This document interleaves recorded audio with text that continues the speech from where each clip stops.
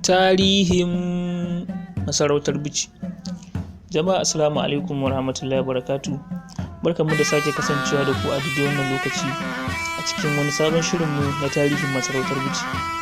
Kamar yadda kuka sani, shirin tarihin masarautar Bichi shiri ne wanda yake zuwa daga channel na Bichi Emirate TV, channel wanda yake kawo al'amura da suka shafi al'amuran masarautar Bichi da kuma kewaye.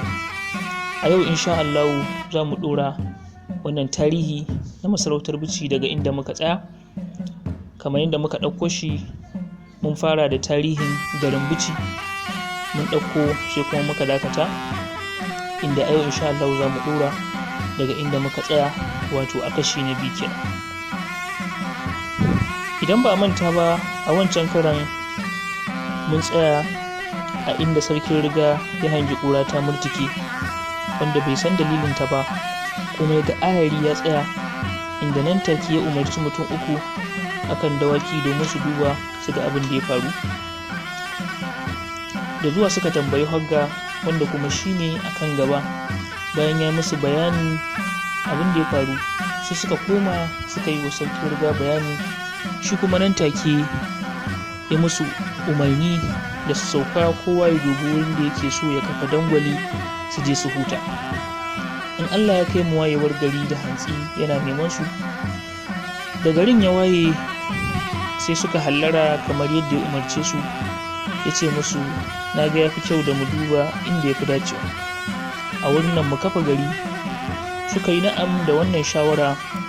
Suna cikin dubawa sai suka zo daidai wani fili, sai wasu suka ce a nan za mu kafa gari.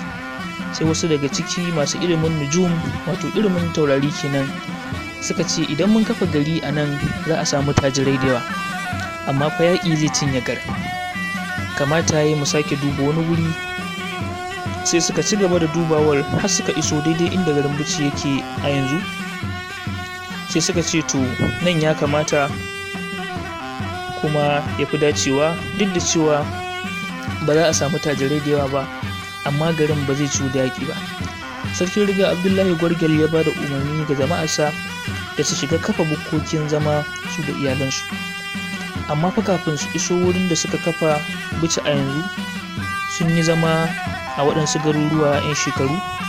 A duk inda suka je a waɗannan garuruwa masu dama, wanda ɗan Zabuwa ma sai da suka shekara 3 kafin su taso. Bayan sun gama kafa bukkoki, sai sarkin riga ya sama wannan gari suna Bichi, wato yadda makiyayinsa ya faɗa kenan lokacin da wannan sanardi ta kwanta kuma ƙura ta turnike bayan sun kammala kafa bukkokinsu. Sai ya sake umarta su da kowa ya kawo gudunmawarsa, kuɗi ko sutura don kai cappa. Nan take suka tara waɗannan kaya, aka ɗora kan jakuna. Ya kuma ɗauko wasu daga cikin jama'arsa suka tafo Kano da kayan, suka kawo cappa ga sarkin Kano Muhammadu Daɗi Ɗanbawa. Suka ce, mun taho tun daga Malle, amma da muka zo wani wuri nan arewa maso yamma kaɗan daga wannan babban birni naka, sai muka ga ya dace da mu kafa gari a wannan wuri. Saboda haka shine muka zo mu cappa mu nemi izinin sarki. Duk da kasancewar mun riga mun kafa bukkokinmu har mun sa wannan wuri Bichi. Bayan sarkin ya ji jawabin su, ya musu godiyar hidima da suka zo masa da ita. Sai ya tambaye su cewa shin a Fulani su wani jinsi ne? Sai suka ce su jinsin Fulbe da Neja ne. Sai ya sake tambaye su shugabansu, sai suka nuna Abdullahi Gwargyal. Sai sarki ya sa aka kawo riga da rawani da hula haɓar kada. Nan take ya naɗa shi sarkin Fulani. Ya ce, daga yau na tabbatar maka da sarautar sarkin Fulanin Bichi. Daga nan Bichi ta samo sunanta na yanzu, saboda sarkin Kano Muhammadu Daɗi Ɗanbawa Bahaushe ne shi.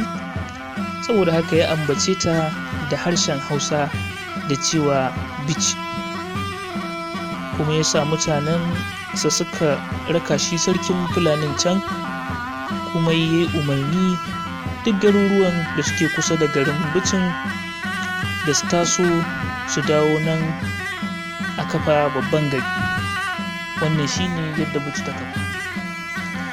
Masu sauraro, a nan za mu dasa aya a cikin wannan shiri na tarihin masarautar Bichi kashi na 2, sai ku tara da mu kashi na 3 in Allah ya kai mu. Mun gode.